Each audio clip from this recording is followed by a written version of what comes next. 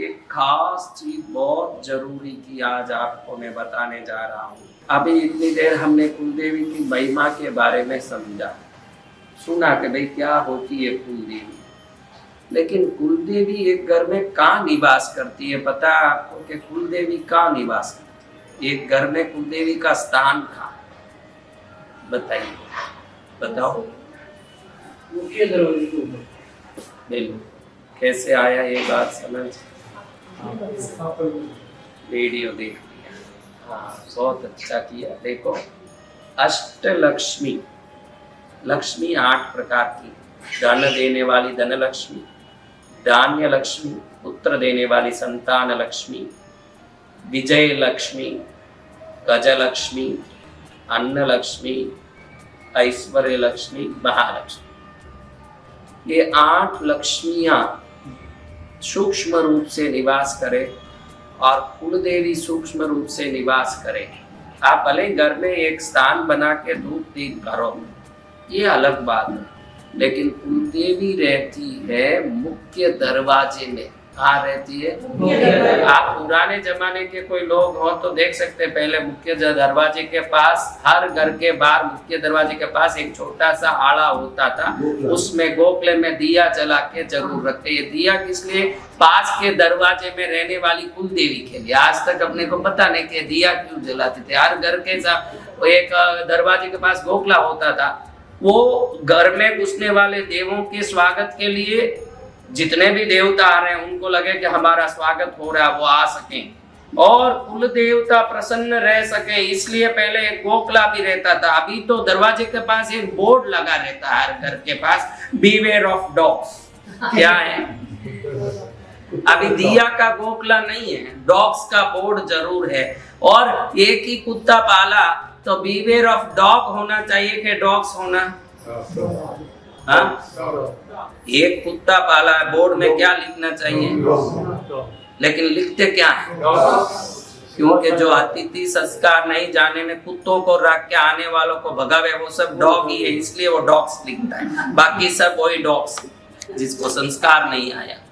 अब आपको बता दूं कि कुल देवता मुख्य दरवाजे पर निवास करते हैं, इसलिए पुराने जमाने में उस दरवाजे के बारूद को हल्दी लगा के, कुमकुम की टिक्की लगा के, तोरण बांध के, फूल का तोरण, आम के पत्तों का, आप कभी भी घर में फंक्शन होता है तो आपको मालूम है कि हम आम के पत्तों का तोरण बांधते हैं, फूलों का तोरण बांधते हैं, आपको लगे कि हमने घर को डेकोरेट किया।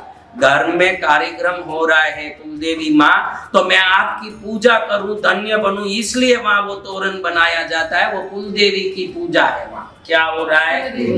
कई जन्मों से लोग तोरण बांधते, फूल लगाते, सोचते हैं कि भाई फंक्शन है घर में तो डेकोरेशन हो रहा है। डेकोरेशन क्यों? आप बाकी अंदर के दरवाजों पर क्यों नहीं हुआ? क्योंकि मुख्य दरवाजे पर कुलदेवी है और उस देवी की हम आदर सम्मान में पहले तोरण, फूल, माला सब लटकाते हैं, फिर नमस्कार करके घर में कार्यक्रम शुरू करते हैं। अब तकलीफ आप सबको है।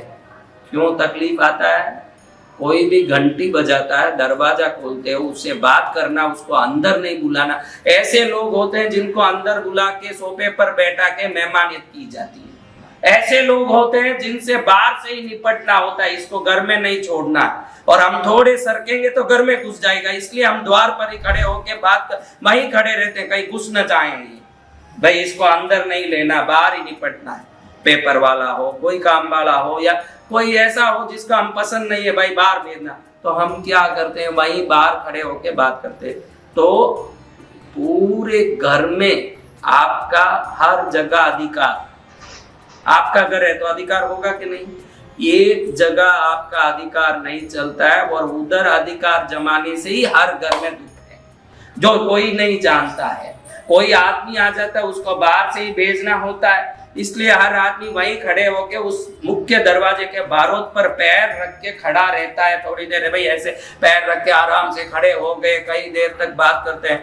पूरे घर में अगर मुख्य दरवाजे के बारूद पर किसी ने पैर रख दिया हो तो पैर रखने वाला अंतिम समय में या तो कैंसर से मरेगा, या पैसे की तंगाई से दुखी होगा, या परिवार में झंझट मोल लेगा। किसी को पता ही नहीं चलता कि हम क्या कर रहे हैं। वो आपके आराम से पैर लेके खड़े होते हैं। आप तो यहाँ फ्लैटों में रहते हो, बाकी ये छोटे गांव में जो लोग रहते हैं उनको बाहर से हवा अच्छा आता है, इसलिए मुख्य दरवाजा खोल के वहीं बारूद पर सिर रख के सो जाते हैं। ऐसे ही कई लोग, जिसने बारूद पर सिर रख के सोने की आदत डाली या कभी सोया तो समझना तकदीर सो जाती है शाश्वत रूप से। वहां समझ ही नहीं पड़े कि भाई कहाँ सोना है। कई लोगों के ऐसे के बाहर से अच्छा ठंडा हवा आ रहा, कई लोग ऐसे दरवाजा खोल के बारूद पर सिर रखते हैं और आराम से सोते रहते हैं। पूरे घर में अगर कोई ऐसी जगह जहां आपका पैर नहीं लगना चाहिए तो वो जगह है आपका मुख्य दरवाजे का बारूद का स्थान। उधर पैर कभी नहीं लगना चाहिए।